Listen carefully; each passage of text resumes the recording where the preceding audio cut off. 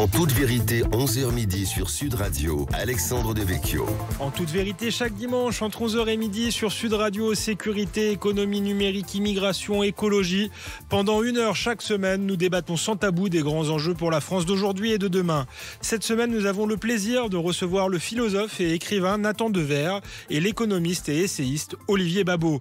Nathan Dever est l'auteur d'un roman d'anticipation, Les liens artificiels, paru aux éditions Albin Michel et finaliste du prix Goncourt, un roman dans lequel il explore l'internet du métavers, un univers parallèle virtuel qui demain viendra peut-être concurrencer le monde réel. Président de l'Institut Sapiens, Olivier Babot est l'auteur de plusieurs essais, dont Le nouveau désordre numérique, paru aux éditions Buchet-Chastel en 2020, et La tyrannie du divertissement, à paraître en février prochain dans la même maison d'édition. Tous deux observateurs avec un mélange de fascination et d'angoisse du basculement de nos sociétés dans l'ère du numérique. En quoi notre société, voire notre civilisation, est-elle bouleversée par Internet? La révolution numérique peut-elle rapprocher les individus ou est-elle une puissante machine à séparer et atomiser? L'homme connecté est-il un homme libéré ou un homme enchaîné? Quelles conséquences pour l'économie mais aussi la démocratie? Tout de suite les réponses de Nathan Dever et Olivier Babot en toute vérité. En toute vérité sur Sud Radio, Alexandre Devecchio. Nathan Dever, Olivier Babot, bonjour. Bonjour. Bonjour. Nathan Dever, commençons avec vous, avec votre roman, qui a été un des succès de la rentrée littéraire. Vous êtes finaliste notamment du Goncourt. Et c'était un roman qui débute en 2022, un roman d'anticipation ou d'uchronie, en tout cas dans un futur proche, à la fin de la crise sanitaire. Cette période a-t-elle été finalement le catalyseur d'un changement de monde, d'un basculement dans l'ère du numérique et du virtuel ? Oui, je le pense, parce que ce qui a été très frappant pendant la crise sanitaire, je pense qu'on l'a tous vécu à titre personnel, c'est que au tout début de la crise, quand on nous a dit qu'on allait être confinés, enfermés, alors dans mon cas j'étais confiné tout seul, donc en plus je m'attendais à ça, on s'attendait à une expérience de solitude absolue, comparable aux expériences de quarantaine au XVIIe siècle, où en effet vous êtes enfermé chez vous, vous ne pouvez plus avoir de lien avec autrui, vous n'avez plus de nouvelles de vos proches, etc., vous ne travaillez plus. Bon. Et en fait, ce qui a été à la fois vertigineux et effrayant pendant cette période, c'est que le monde a continué de fonctionner. C'est ça qui est paradoxal. Les entreprises travaillaient, télétravaillaient, les amitiés avaient lieu par des apéros virtuels, les relations amicales de séduction, les relations politiques aussi étaient non seulement continuées de fonctionner, mais elles étaient en surchauffe permanente avec une explosion des réseaux sociaux. Et donc, si vous voulez, il m'a semblé qu'il y a eu dans cette période, dans cette parenthèse totalement étonnante, totalement qui semblait venir d'un autre temps, du passé et de l'avenir à la fois, il y a eu en effet un basculement vers un monde où on a appris que l'humanité pouvait, théoriquement, se passer du réel. Et donc, en effet, mon roman, toute l'hypothèse un peu de mon roman, c'était de se dire, que se serait-il passé si le métavers, dont on nous annonce le succès peut-être d'ici une dizaine d'années, s'il avait été opérationnel au printemps 2020. Imaginons si on avait été confiné avec un métavers, peut-être qu'aujourd'hui on y serait encore et que cette émission n'aurait pas lieu en physique. Olivier Babot, vous êtes président de l'Institut Sapiens, essayiste, et vous avez écrit justement en 2020, juste après le confinement, ou peut-être d'ailleurs vous l'avez écrit pendant le confinement. Oui, c'était commencé un peu avant. Avant, effectivement, ce livre, le nouveau désordre numérique. Est-ce que vous partagez le point de vue de Nathan Dever? Est-ce que ça a été une période charnière qui nous a fait changer de monde, mais peut-être pas pour le meilleur, je dirais, pour le pire, comme l'avait dit Houellebecq, ou en tout cas, c'est pas forcément le nouveau monde qu'avait anticipé Emmanuel Macron. Enfin, effectivement, un monde où on serait plus, où on serait recentré sur nos propres préoccupations, où on aurait recréé du lien entre les gens. C'est pas tout à fait ce qui s'est passé. Est-ce que vous partagez ce sentiment? Oui, il y a eu un peu les deux effets, pour être tout à fait juste. Comme souvent, les crises, elles sont des accélérateurs de choses qui existaient déjà, et donc elles ont donné un grand coup d'accélération, probablement à notre hyper-dépendance et à l'hyper-communication, cette espèce de prurie permanent qui fait qu'on est en permanence, il faut absolument qu'on soit en discussion, qu'on puisse parler avec tout le monde, et qu'on ait même mal si on n'est pas connecté. Vous savez, c'est même un vrai syndrome psychanalytique aujourd'hui, c'est le FOMO, le fear of missing out, la peur de rater un truc si vous n'êtes pas connecté, et la nomophobie, c'est la peur d'être séparé de votre portable. C'est des trucs qui existent vraiment vraiment aujourd'hui. Et puis à la fois, un petit peu, alors, ça a beaucoup de gens, probablement pas à tout le monde, mais ce moment où le rythme s'est cassé, le rythme de nos occupations s'est cassé, a aussi un moment où on a été mené à prendre un peu de recul vis-à-vis de cette vie, je crois, et peut-être à réfléchir à notre dépendance et à la façon dont on traite cette hypercommunication. Ça n'a pas forcément changé la vie de tout le monde, mais je crois que ça a eu quand même un petit peu ces deux effets-là. Est-ce que l'effet négatif surnage, malheureusement, c'est peut-être un peu probable. Nathan Dever, vous faites le pari dans ce roman, je disais anticipation, en fait c'est une uchronie, mais ça anticipe quand même ce qui pourrait arriver, vous l'avez dit, dans une dizaine d'années, c'est-à-dire le triomphe du métavers que Mark Zuckerberg veut promouvoir. Et est-ce que vous pensez que c'est acquis? Tout le monde dit ça va triompher dans 10 ans, mais est-ce qu'il n'y a pas une possibilité pour que ce soit aussi un énorme flop, ou est-ce que nous ne pourrons pas y échapper de la même manière que nous n'échappons pas à Facebook, Twitter, les réseaux sociaux, Internet? Alors cette possibilité-là existe et à mon avis, elle est vraiment à prendre en compte. Peut-être il faut définir le métavers en quelques mots pour les auditeurs qui ne seraient pas sans mots techniques. Le métavers, en gros, c'est un monde virtuel immersif en 3 dimensions où les utilisateurs existent à travers des avatars. Donc c'est si vous voulez, la dernière étape de la révolution numérique où on passe de l'autre côté de l'écran. On rentre à travers l'écran et donc il n'y a plus d'écran, mais on est à travers un casque virtuel, de réalité virtuelle, et donc on est en immersion dans cet univers. C'est à mon avis la raison d'ailleurs pour laquelle ça peut tout à fait ne pas marcher.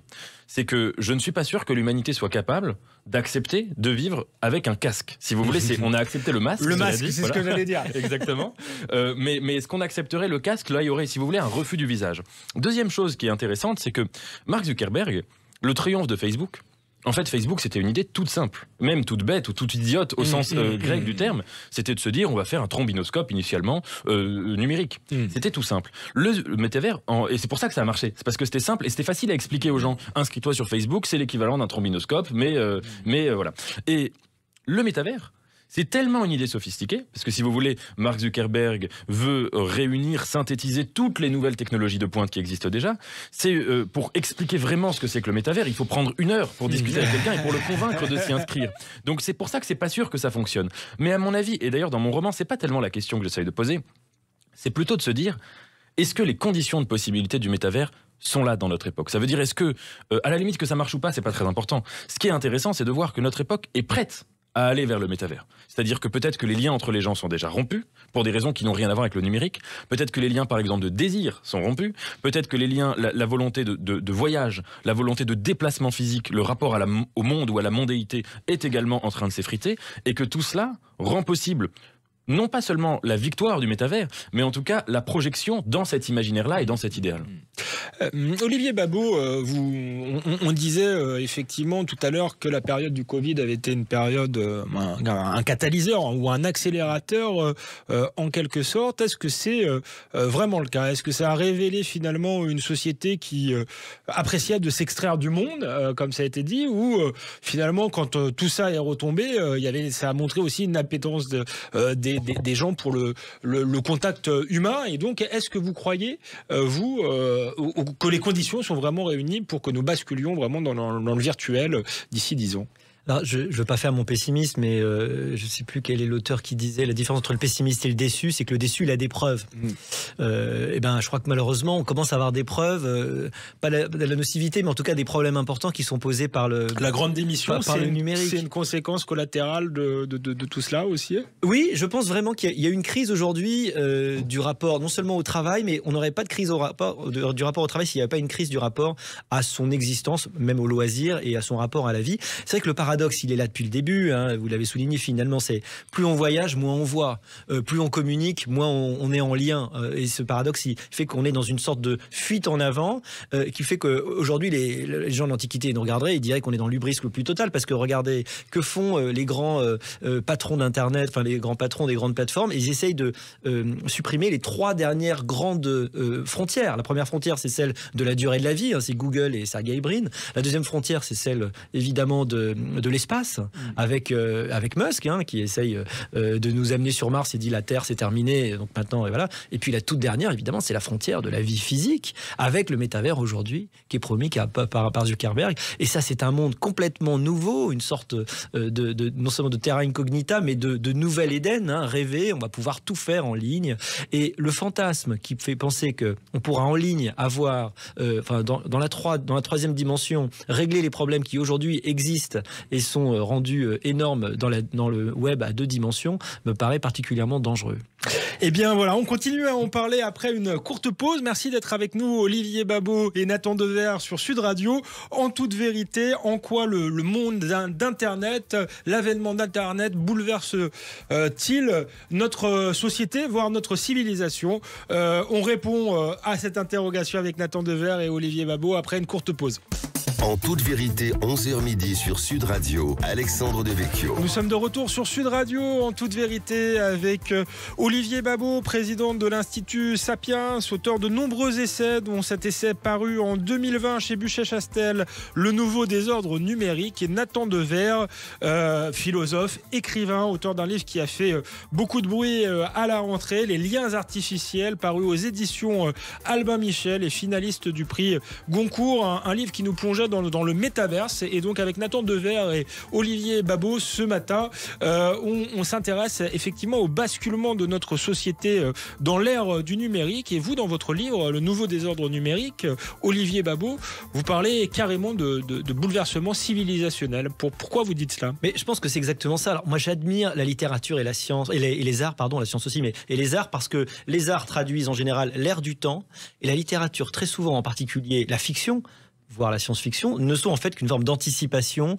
de ce qui est en train de se passer. Si vous regardez Gattaca, Ready Player One de Spielberg, évidemment, qui avait déjà imaginé l'idée d'un monde virtuel. Et en fait, on a souvent des choses, des pressentiments de ce qui est en train de se passer. Et ce qui est très frappant aujourd'hui, c'est que autrefois, vous savez, au moment de la Renaissance, on faisait des utopies. Vous savez, utopos en grec, c'est un jeu de mots. C'est à la fois le mot qui n'existe, le lieu qui n'existe pas, mais c'est aussi le eutopos, c'est-à-dire le bon lieu, le lieu souhaitable. Et aujourd'hui, c'est très frappant quand on essaie d'imaginer le futur. On n'arrive pas à imaginer autre chose que des dystopies, c'est-à-dire des futurs qui sont pas souhaitables, des futurs qui sont l'antithèse de ce qu'on a envie de vivre. Et pourtant, plus on réfléchit, plus on prolonge les courbes de nos technologies, de nos pratiques aujourd'hui, moins on arrive à trouver un monde qui soit réellement souhaitable. En dehors de la crise climatique, finalement, on arrive surtout à être angoissé. Mais je trouve que c'est un signal qui doit, non pas nous angoisser, mais nous faire réfléchir, en tout cas pour commencer. C'est une utopie ou une pure dystopie à la Orwell, votre livre? Vous aviez envie d'alerter ou finalement vous êtes quand même quelqu'un de plutôt libéral, simplement de vous interroger, est-ce qu'il y a une bonne utilisation possible du métavers? Nathan Dever. Alors, premièrement, je ne pense pas qu'un roman soit là du tout pour émettre des jugements de valeur ou pour, en tout cas, ceux de l'écrivain. Et je pense que même quand on en écrit un, il faut s'empêcher, s'interdire d'en avoir un. Ensuite, c'est l'espace de la lecture qui peut se permettre d'en dégager. Premièrement. Et deuxièmement, je pense que la question des bonnes et des mauvaises utilisations du numérique, alors que ce soit pour les réseaux sociaux, que ce soit demain pour les métavers, est une fausse question. Parce que, bien sûr, il y a toujours des bonnes et des mauvaises utilisations de tout. Par exemple, sur Internet, déjà, on peut dire qu'on peut utiliser Internet pour apprendre le grec ancien. On peut aussi utiliser Internet pour regarder des choses abominables. On peut avoir les deux. Sur le métavers, il y aura demain, sans doute, un historien comme Raphaël Dohan travaille, par exemple, au fait de pouvoir enseigner l'histoire de la latinité via quelque chose qui s'apparenterait à du métavers. Donc, il y aurait des usages aussi peut-être intéressants, constructifs. Mais à mon avis, cette question-là, elle n'est pas très intéressante parce que l'utilisateur, c'est pas lui qui crée ces supports. Et donc, évidemment que de notre point de vue, il y a du bon et du pas bon. Ce qui, à mon avis, est plus important, c'est de se demander quel est le projet du point de vue du créateur.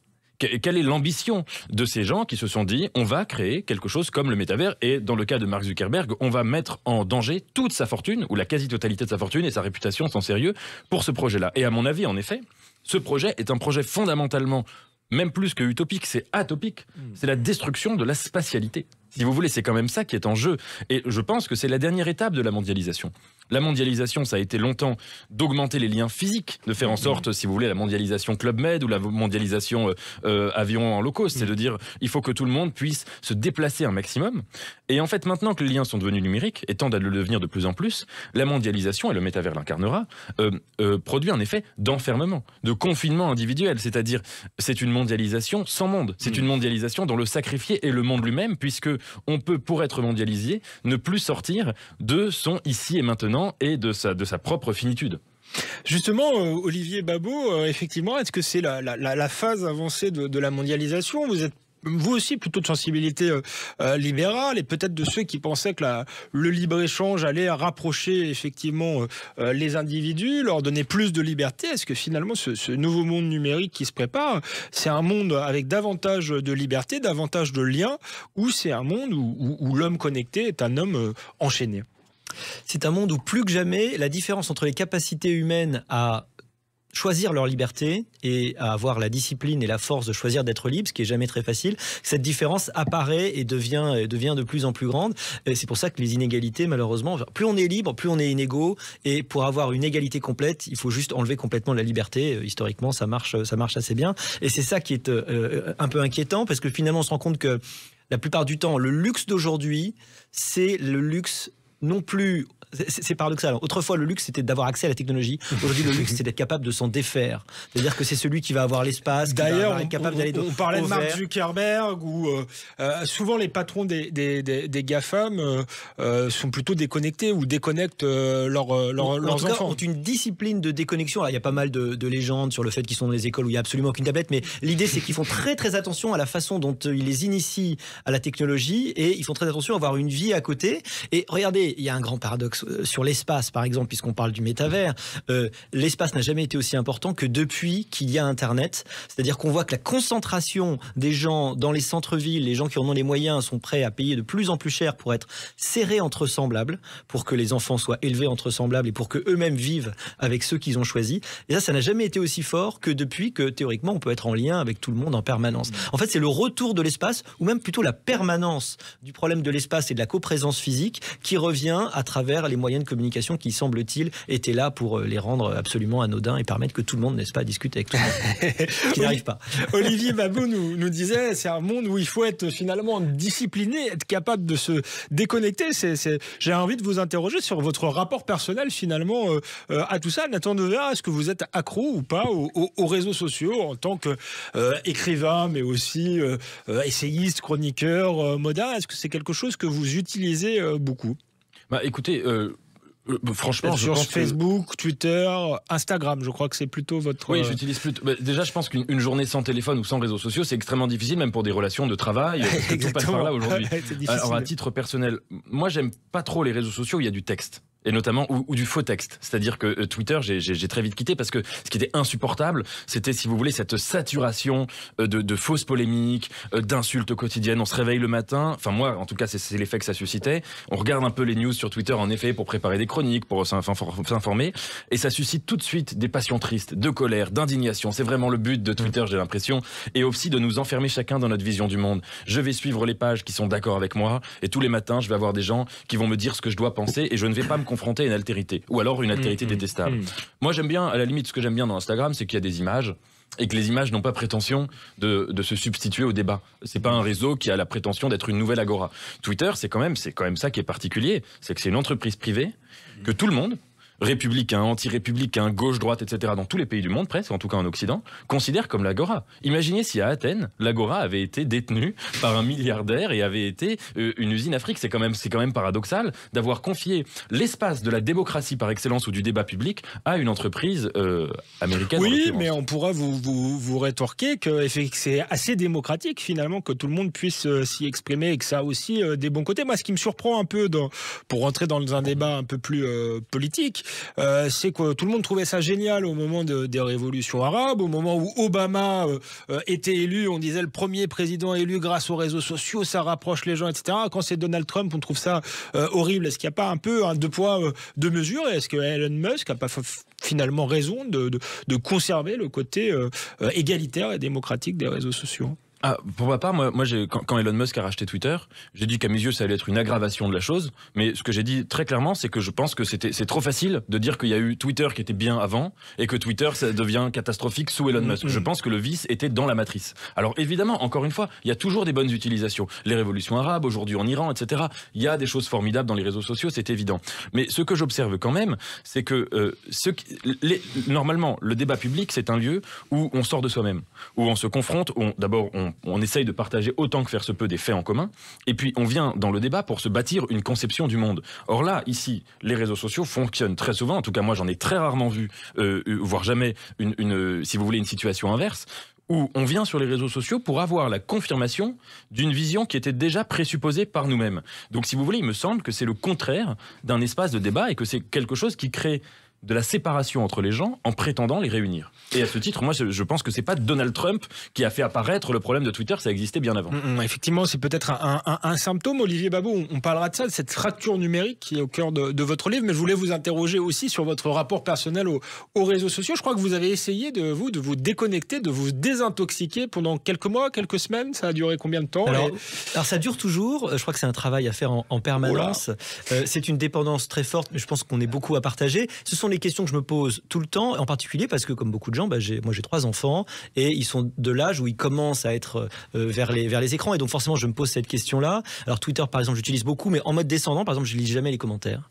Donc voilà, je le fais pour moi, c'est plutôt une façon de dire voilà ce que je fais en ce moment, mais je ne vais pas y prendre des choses réellement, même si il est exact que parfois je pense que je passe un peu trop de temps à scroller de temps en temps les réseaux sociaux. J'essaye de me fixer des règles, par exemple 2 heures avant de se coucher, plus d'écran, etc. Est-ce que je m'y tiens toujours? Pas nécessairement. J'essaye plusieurs trucs, d'auto-limiter la durée des applis. J'essaye de mettre mon téléphone à distance. J'avoue que ça marche pas toujours, hein. Il y a des chutes, il y a des rechutes. Je crois que, en tout cas, j'en suis conscient. Mon dernier, le livre d'après, en fait, il en parle aussi. C'est quel est l'usage qu'on fait du loisir extraordinaire. On peut l'annoncer d'ailleurs, la tyrannie du divertissement. C'est la vraie question. On n'a jamais eu autant de temps libre dans une existence humaine. Je veux dire, on travaille que 12% de notre vie éveillée, en gros, maintenant, si vous faites une carrière normale. Ça veut dire que c'est formidable. On a plein d'autres choses, de temps pour nous, du temps pour les autres, du temps pour notre vie sociale, pour nous améliorer, pour cette scolée grecque, ce loisir studieux qui était pratiqué autrefois. Mais malheureusement, on l'utilise parfois souvent à ce qu'on pourrait appeler le divertissement, peut-être au sens pascalien, une forme de perte de temps. Donc ma vraie préoccupation, c'est pas seulement les écrans, parce qu'on peut faire des trucs super bien sur les écrans. On peut effectivement apprendre le grec ancien, l'histoire, l'astrophysique. On peut tout faire. Sur YouTube, il y a des tutos pour faire absolument tout.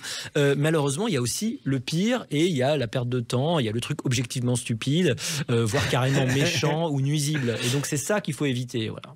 Eh bien, merci Olivier Babot, merci Nathan Dever d'être avec nous aujourd'hui en toute vérité sur Sud Radio. On parle du nouveau monde numérique, de la fracture numérique qui va sans doute aussi avoir des conséquences sur l'économie, sur la démocratie. Vous en saurez plus après une courte page de pause sur Sud Radio. On se retrouve avec Nathan Dever et Olivier Babot en toute vérité. En toute vérité, 11h midi sur Sud Radio, Alexandre Devecchio. Nous sommes de retour en toute vérité sur Sud Radio avec Nathan Dever, auteur des Liens artificiels chez Albin Michel, qui a été finaliste du prix Goncourt. Un roman uchronique qui raconte notre basculement dans le monde virtuel du métavers. Et Olivier Babot, président de l'Institut Sapiens, essayiste qui s'est beaucoup intéressé également à la question des nouvelles technologies, du digital, qui est l'auteur d'un essai paru déjà en 2020 qui s'appelait le nouveau désordre numérique. Donc on continue à parler de ce nouveau désordre numérique, Olivier Babot, et vous nous disiez avant la pause que vous utilisiez vous-même les réseaux sociaux et parfois vous aviez l'impression de perdre votre temps dans des divertissements un peu vains au sens pascalien du terme. Est-ce que c'est aussi c'est un sujet que Nathan Dever soulève dans son livre, et on en parlera aussi avec lui. Est-ce qu'il n'y a pas aussi une forme de narcissisme dans les réseaux sociaux? Je pense à Facebook, Twitter. Est-ce que c'est pas l'avènement d'une société hyper narcissique? Je crois qu'on a tous fait cette expérience. Vous savez, au moment d'un zoom, il y a la petite fenêtre où vous apparaissez pour voir à quoi vous ressemblez. Et en fait, finalement, vous ne regardez que vous-même parce que c'est le seul truc qui vous intéresse vraiment, hein, au fond. Et donc, vous regardez à quoi vous ressemblez. Évidemment, je veux dire que ça a encouragé un narcissisme extraordinaire. Alors, Instagram, moi, j'ai beaucoup de mal à m'y faire. Moi, j'ai vraiment l'impression que c'est par excellence, justement, la mise en scène de soi et de sa vie, qui crée alors des effets complètement dingues de bulles et puis de comparaison, de dépression des autres, qui ont l'impression que votre vie est absolument extraordinaire, sachant qu'en fait, évidemment, vous l'embellissez. Vous l'embellissez, ça n'est qu'une mise en scène, c'est les meilleurs moments, évidemment, parmi votre vie. Donc, à côté, il y a cette espèce de phénomène de dépression qui peut naître en se disant, mais finalement, j'ai forcément une vie merdique à côté de toutes celles que les gens mettent en ligne, sans parler des grandes stars.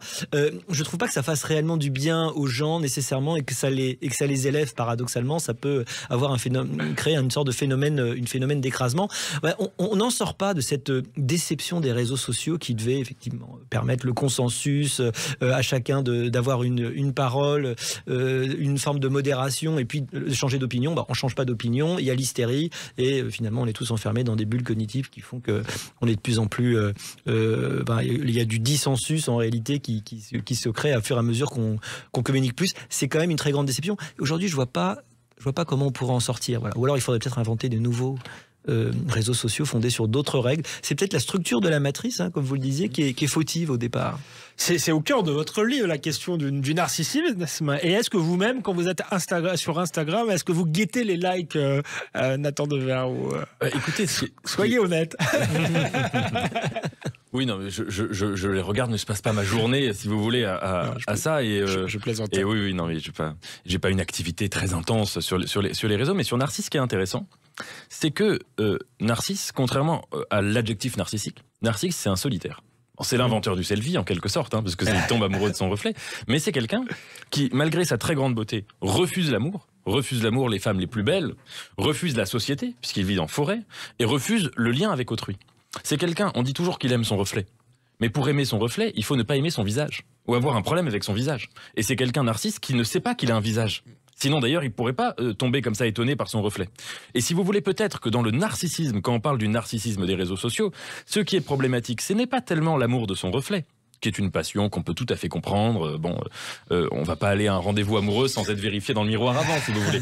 Mais c'est l'enfouissement, le désinvestissement de nos propres visages, si vous voulez, et de tout ce que ça charrie, c'est-à-dire du lien réel avec autrui, et du lien même des passions, parfois même un petit peu vaniteuses, qui peuvent exister dans la réalité. Et c'est ça qui me paraît paradoxal et qui m'exprime à mon avis assez bien quand on parle de narcissisme sur les réseaux, c'est que c'est exactement ça. Les réseaux sociaux ont été inventés de manière très sincère par des gens de la Silicon Valley, qui voulaient rapprocher des gens, qui voulaient créer des amitiés, qui voulaient supprimer des distances. Et le paradoxe, c'est qu'ils séparent des gens, c'est qu'ils créent de la solitude, et c'est qu'ils créent évidemment davantage d'éloignement entre les gens. C'est votre héros, justement, Julien Libera, est quelqu'un finalement d'assez faible et lâche, qui préfère vivre à travers un écran plutôt que d'affronter la vie. Est-ce qu'on est en train de créer une génération, alors que vous appelez Tinder, Twitter, qui est finalement une génération de la grande démission, qui n'aime plus l'aventure? Souvent, la jeunesse par le passé était liée au défi de la vie. Est-ce que c'est quelque chose qui est en train de disparaître avec ce nouveau monde numérique? Oui, je dirais que c'est une Tinder, Twitter, ensemble et séparés, où c'est une génération, ou en tout cas un univers, de l'impossible solitude et de l'impossible société. L'impossible solitude, on l'éprouve tous. Quand on rentre du travail, justement, qu'on est dans ce que vous disiez tout à l'heure, un temps de loisir, qu'on se dit, voilà, là, je suis seul face à moi-même, je pourrais lire des livres, faire de la musique, faire des choses. Et au lieu de faire ça, je vais passer 3 heures à scroller sur mon téléphone, donc en étant connecté avec un lien totalement saturé avec autrui, avec le monde du on en général, si vous voulez. Et donc, les réseaux sociaux empêchent la solitude. Et évidemment, impossible société, c'est-à-dire que les liens, ces liens-là, sont des faux liens avec autrui. Alors, on pourrait parler des liens politiques, on en a parlé sur les réseaux sociaux, on pourrait parler aussi des liens de désir, à travers la pornographie, les applications de rencontres, etc., et multiplier les choses. Donc, c'est ça, à mon avis, cette double pauvreté, cette double difficulté qui est dans la matrice même, pour reprendre le mot, des réseaux sociaux. Olivier Babot, vous allez jusqu'à parler de fracture numérique que vous ajoutez finalement à la fracture sociale, à la fracture culturelle, peut-être à la fracture entre les élites et les peuples. Enfin, on a une société où il y a de multiples fractures. Vous pensez qu'il va y avoir une fracture numérique qui va d'ailleurs aggraver grandement les inégalités? Je pense que la grande difficulté du monde, c'est de résister à sa trop grande facilité facilité aujourd'hui. Et c'est très paradoxal, c'est la première fois que ça existe dans l'histoire de l'humanité. Jusque-là, l'histoire de l'humanité, c'était résister aux difficultés du monde, qui étaient réelles, qui étaient compliquées. Le monde était cruel, il était violent, et il fallait résister. Aujourd'hui, paradoxalement, ce monde, il est trop facile. Communication trop facile, plaisir, effectivement, on parlait de pornographie, tout est trop facile, sans effort, et il n'y a plus de nécessité à obtenir cela. Avec on parlait de Narcisse, il y a des gens, je crois qu'il y a un livre d'ailleurs sur ce sujet, qui essaie de présenter Narcisse comme un mythe positif. Mais non, c'est un mythe extraordinairement négatif. Alors qu'aujourd'hui, précisément, on est dans une civilisation très bizarre qui vous encourage à dire soyez ce que vous choisissez d'être, alors qu'autrefois, vous étiez ce que la société vous explique que vous êtes. Hein. Vous pouvez être ce que vous voulez, ne faites que ce que vous avez envie de faire, cocoonez-vous, occupez-vous de vous, et ça mène effectivement à cette espèce de zapping de l'autre, à la Tinder, qui est en fait une sorte de zapping de soi, en fait, d'une certaine façon. Et donc je crois qu'il y aura de plus en plus une sorte de petite aristocratie ou d'élite qui arrivera avec maintes efforts, c'est pas une aristocratie d'ailleurs nécessairement financière du tout, hein, qui arrivera à s'en détacher, à essayer de préserver ce qui fait l'essentiel d'une existence, et puis d'autres qui malheureusement risqueront de se perdre dans la matrice, où on touche. Vous savez, l'intérêt des likes, c'est qu'ils vous donnent ce shoot de dopamine, qui est la même chose que vous avez quand vous mangez un petit morceau de sucre. Hein, c'est exactement le même processus de la récompense qui se déclenche dans votre cerveau, et donc ce shoot de dopamine, on a tous envie d'être aimé, et puis de se mettre une sorte de goutte à goutte de shoot de dopamine, parce que c'est agréable et qu'on n'a pas envie que ça s'arrête, parce qu'en permanence il va essayer d'alimenter en fait la volonté d'en avoir toujours plus. Vous êtes, vous parlez des inégalités, vous êtes aussi économiste. En quoi ça peut aujourd'hui accroître les inégalités ? On parlait du confinement au début, que ça avait été un accélérateur, ça a accéléré notamment le télétravail. On a vu d'abord une évolution positive pour le salarié, davantage de liberté. Est-ce que, au final, ça va pas être surtout davantage de précarité, et je sais pas, une nouvelle mise en concurrence avec le monde entier ? On parlait de la mondialisation, peut-être ça va être un moyen de délocaliser des professions qui jusqu'ici n'étaient pas délocalisables. Alors vous savez qu'on est en train de vivre l'histoire, parce qu'à l'heure où on parle, vient de se lancer ChatGPT, qui est le projet d'intelligence artificielle ouvert de Musk, qui annonce une révolution extraordinaire de notre rapport aux machines, des capacités des machines. C'est complètement fou ce que cette machine est capable de faire. Vous posez une question, elle est capable d'écrire une dissertation, de répondre à des questions, mais comme si vraiment c'était un être humain. On vient vraiment là de franchir un pas. Vraiment, il faut que les auditeurs me croient. C'est quelque chose dont ils vont entendre parler, en particulier dans les mois, les années qui viennent. Ça va être très très rapide. On pensait qu'on avait encore 10-20 ans devant nous, mais ça va être extrêmement rapide. Alors, ça veut dire que c'est l'intelligence artificielle, on n'en a pas parlé, mais il y a cette révolution-là aussi. Et qui du coup remplace un peu le travail et le transforme, et qui fait qu'on a de plus en plus des inégalités dans la façon dont vous pouvez produire de la valeur et gagner votre vie, parce que si aujourd'hui vous êtes connecté à la machine, si vous profitez de la machine, si la machine est utilisée comme levier par votre travail, vous êtes de plus en plus productif, vous gagnez de plus en plus d'argent et vous pouvez travailler de plus en plus de n'importe où, et c'est formidable. Si en revanche vous n'êtes pas dans ce cas-là, si vous êtes attaché à un endroit, si votre travail n'est pas du tout augmenté en productivité par la machine, pire, si la machine remplace votre travail, à ce moment-là, pour vous, le 21e siècle va être de plus en plus vous pensez à quel secteur pour être très concret ? En fait, paradoxalement, il y a déjà, par exemple, on n'a plus besoin de comptables, on a besoin d'experts comptables, on n'a plus besoin de jeunes avocats fiscalistes, on a besoin de seniors qui vont utiliser des outils d'intelligence artificielle. Tout ça est assez vertigineux, parce que ça remplace pas uniquement des gens qui sont peu ou moyennement qualifiés, ça remplace de plus en plus des gens qui jusque-là avaient des qualifications relativement élevées. Oui, ça interroge aussi. On a remplacé des gens qui étaient peu qualifiés, mais c'est vrai qu'il faut c'est difficile aussi. Les reconversions ont été difficiles, oui. On imagine pour les gens qualifiés, mais voilà, le système économique est bousculé. Je voulais vous demander, Nathan Dever, est-ce que vous craignez, vous, d'être remplacé en tant qu'écrivain par une intelligence artificielle, ou pour le coup, vous pensez que vous êtes le métier qui sera épargné, les philosophes, une machine ne pourra jamais philosopher? J'allais dire, à titre corporatiste, je me fais pas trop d'inquiétude. J'imagine mal un romancier artificiel ou un enseignant en philosophie artificielle, bon, sait-on jamais.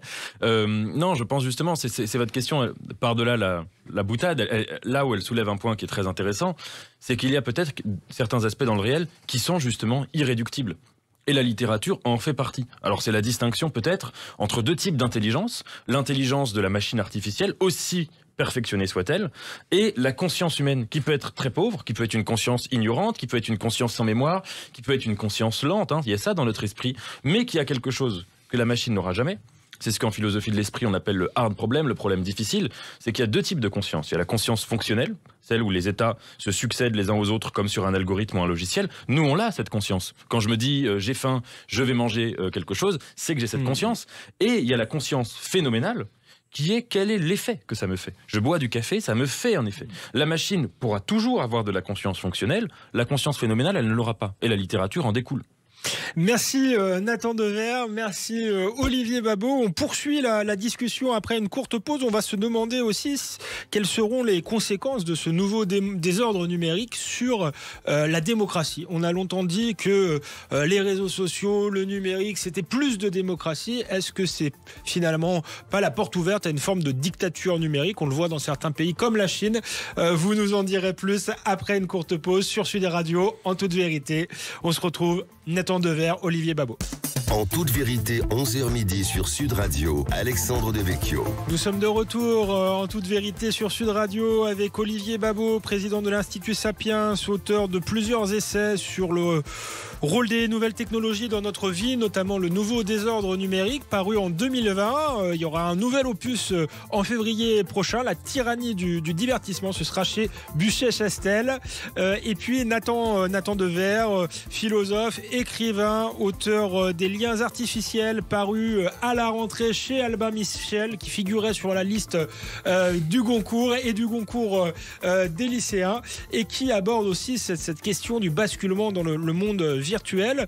On poursuit la conversation et moi ce qui m'intéresse aussi dans ce basculement, c'est quelles sont les conséquences sur la démocratie. On a vu avant la pause avec Olivier Babot quelles étaient les conséquences sur l'économie. C'est pas forcément réjouissant. On a beaucoup dit au moment des révolutions arabes notamment, on peut l'observer aussi aujourd'hui au moment de la révolution iranienne, que ça pouvait avoir des effets positifs sur la démocratie. Finalement, c'est plus de participation aussi du grand public au débat démocratique, même si certains diront que c'est un immense café du commerce. Eh bien, ça permet à des gens qui n'avaient pas la parole de l'avoir. Mais est-ce que au final, entre les mains d'un État autoritaire, ce type d'instrument peut être un instrument, peuvent être des instruments de contrôle? On commence déjà à le voir en Chine, Olivier Babot. Ce dont on aperçoit, c'est que les nouvelles technologies fournissent d'abord des moyens de contrôle absolument inouïs et inespérés à tous les régimes dictatoriaux.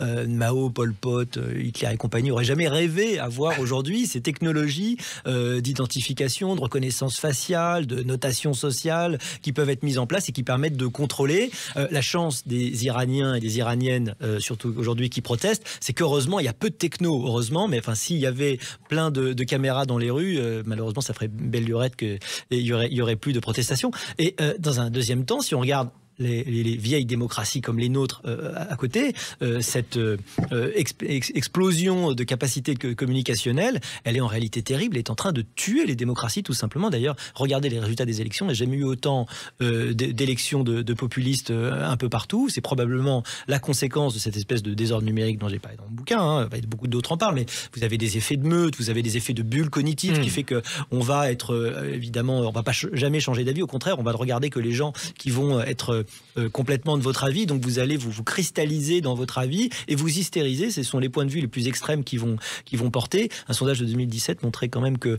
9% des Français, donc quasiment 1 sur 10, pensent que la Terre est plate. Ce genre de croyance complètement délirante, en fait, il n'est pas cassé par le réseau social. Non, mais c'est pas cassé par le réseau social, contrairement à ce qu'on pensait. C'est-à-dire que le fait que tout le monde puisse parler, on pensait que justement la vérité allait nécessairement émerger comme par magie parce que tous les cerveaux ensemble allaient se confronter. Non, c'est pas ce qui se passe. Il se passe exactement le contraire. C'est pas le consensus, c'est le dissensus, c'est pas la nuance, c'est l'hystérie et la caricature. Alors, je vous rejoins totalement dans le côté communautarisation, archipélisation, enfin qui existe dans le monde réel et qui est peut-être renforcée effectivement par les algorithmes numériques. Mais vous avez dit tout à l'heure, regardez, il n'y a jamais eu autant de candidats populistes. Est-ce que finalement, c'est pas aussi une réponse à une forme de déficit démocratique? Est-ce que la démocratie, c'est nécessairement le cercle de la raison? Certes, il y a les faits, et là, les faits sont indiscutables, mais quand on est dans le registre des opinions, est-ce que finalement, c'est pas une bonne chose que différentes opinions puissent se faire aujourd'hui entendre? Après, je laisserai parler le philosophe. Bien sûr. Platon a dit depuis donc 2500 ans à peu près que vous avez dit, la il n'y a pas de consensus, mais la démocratie, ça n'a jamais été le consensus. Le dissensus, c'est le débat. Mais rappelons que pour Platon, c'était un horrible régime, la démocratie, et que le problème de la démocratie, c'est que ça dégénérait toujours en démagogie, parce qu'il y a quelqu'un qui va à un moment donné arriver à faire croire au peuple qu'il travaille dans son intérêt pour imposer une solution loufoque. En réalité, c'est d'ailleurs ce que les créateurs de la démocratie américaine pensaient, si vous regardez les lettres qui s'échangeaient. Pour eux, la bonne démocratie, c'est une aristocratie des talents. C'est-à-dire que la sélection sociale, elle est faite non plus sur la naissance, mais sur le talent, et c'est que les meilleurs dirigent. Et en fait, je pense qu'il y avait une forme d'hypocrisie, mais féconde et bonne, dans ce qu'était la démocratie autrefois, c'est-à-dire qu'en fait, c'était une aristocratie des talents, et qu'en créant les réseaux sociaux, on en fait vraiment cette espèce de démocratie qui est plutôt une oclocratie, c'est-à-dire un pouvoir de la foule. Et c'est pas du tout la même chose. La démocratie bonne, c'était cette fameuse aristocratie des talents qui disait pas son nom, et c'est pas l'oclocratie, la dictature de la foule. Alors vous avez pas mal parlé, mais moi je me demande vraiment si on a été gouverné ces dernières années par une réelle aristocratie des talents. C'est peut-être ça le problème, c'est que peut-être pas, les gens vrai, talentueux et intelligents sont peut-être pas forcément aux manettes. Mais c'est un vaste débat. Nathan Dever, est-ce que vous craignez l'hystérie des foules, le triomphe de la démagogie via les réseaux sociaux ? Je pense qu'il faut déjà, et c'est ce qui se dégageait dans ce que vous disiez, j'étais d'accord, il faut distinguer l'usage des réseaux sociaux en situation de dictature, d'une dictature où le pouvoir n'utiliserait pas lui-même des outils numériques, typiquement l'Iran, et ou la Tunisie de 2011, et l'usage des réseaux sociaux en situation de démocratie. Ça n'a pas du tout les mêmes effets. Alors prenons le deuxième cas parce que c'est le nôtre. Ce que j'observe, premièrement, c'est que le droit de like remplace le droit de vote. Mais il y a toujours des élections. Mais on voit bien cet effet, si vous voulez, de diffraction qu'on a observé. C'était très intéressant pendant la présidentielle de 2022, où on voyait certains candidats qui avaient, si vous voulez, le monopole ou le quasi-monopole de l'espace numérique et de l'espace des réseaux sociaux et de Twitter, pour ne pas le nommer. Et ça ne s'est pas nécessairement répercuté dans les urnes, mais on voit bien qu'il y a ce décalage-là, premièrement. Deuxièmement, le libertaire que je suis n'est pas un libertarien. Et Elon Musk dit qu'il est libertarien. Alors quand on est libertaire, on estime évidemment que tout le monde doit pouvoir parler, même des gens qui disent, entre guillemets, même des gens qui disent des bêtises, même celui qui va dire 1 + 1 = 3, même des gens qui disent des choses pas bien, premièrement. Mais le libertarien, et c'est la grande distinction, comme Elon Musk, c'est celui qui pense qu'il suffit de faire ça pour lutter contre les pouvoirs. Elon Musk est obsédé par le pouvoir de l'État, ce qui est un peu désuet, parce qu'en 2022, on n'est pas dans une situation, on n'est pas au XVIIIe siècle, quoi. Il est obsédé par le pouvoir de l'État, et il ne se rend pas compte qu'il y a dans les réseaux sociaux des structures de pouvoir qui sont nouvelles, qui se créent et qui sont peut-être beaucoup plus puissantes que le pouvoir de l'État. C'est-à-dire que le pouvoir des réseaux sociaux est un pouvoir sans roi, est un pouvoir sans palais, est un pouvoir diffus, est un pouvoir qui fonctionne uniquement par la hiérarchie quantitative des individus, c'est-à-dire celui qui va être le plus écouté, ce n'est pas celui qui a le plus de légitimité à parler de tel ou tel sujet, mais c'est celui qui a suscité le plus d'adhésion par des outils qui sont quand même des outils souvent rhétoriques, avec parfois en plus une rhétorique haineuse ou outrancière ou de bas étage. Et si vous voulez, je pense qu'il faut évidemment accorder une liberté d'expression totale à tout le monde, mais en ayant la plus grande méfiance sur cette remodélisation, cette réinvention du pouvoir qui se modèle sur les réseaux sociaux. Et une autre remarque, je travaillais il n'y a pas longtemps sur Hannah Arendt, Les origines du totalitarisme. C'est un livre passionnant où elle explique toutes les causes économiques, sociales, politiques, géopolitiques du totalitarisme. Et à la fin, elle dit, mais la vraie cause, c'est qu'il y a eu l'émergence d'un sentiment qu'elle appelle la désolation. Et la désolation, c'est la double solitude. D'abord, la solitude, c'est l'individu qui est coupé des autres, et c'est l'individu qui est coupé de lui-même.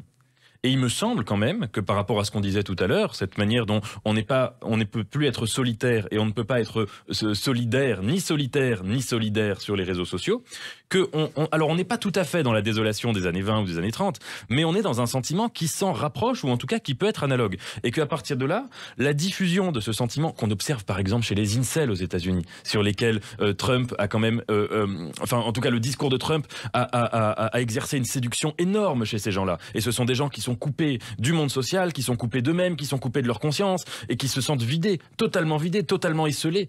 Eh bien, il me semble que là, ce sentiment-là, il peut avoir des conséquences politiques absolument néfastes, monstrueuses et dangereuses. Olivier Babot, c'est intéressant ce que dit Nathan Devers, parce que tout à l'heure on a évoqué le cas de certains régimes dictatoriaux qui utilisent ces nouvelles technologies pour accroître leur contrôle. Mais est-ce que finalement le totalitarisme de demain ou la dictature de demain, ce sera une dictature qui se passera des États entre guillemets? Est-ce que finalement les Mark Zuckerberg, les Elon Musk vont pas devenir les nouveaux maîtres du monde, mais dans un système qui sera peut-être d'autant plus inquiétant qu'il aura quelque chose d'impalpable, quoi. Est-ce que c'est la fin, en quelque sorte, des États-nations, des démocraties, et est-ce qu'on est on va basculer dans une grande agora numérique où effectivement, comme vous le disiez en début d'émission, toutes les frontières seront abolies? Il y avait un bon film il y a quelques années qui s'appelait The Cube. Ouais. Et dans The Cube, ce qui m'avait frappé, ouais. c'était que l'explication, c'est qu'il n'y avait pas d'explication. C'est-à-dire qu'il n'y avait personne qui tirait les ficelles derrière. C'est facile quand il y a un méchant à la James Bond avec son chat, vous savez, sur les genoux. Bon, bah, c'est lui, il y a le numéro 1, numéro 2, c'est l'organisation. Il suffit de supprimer l'organisation et puis le monde est sauvé.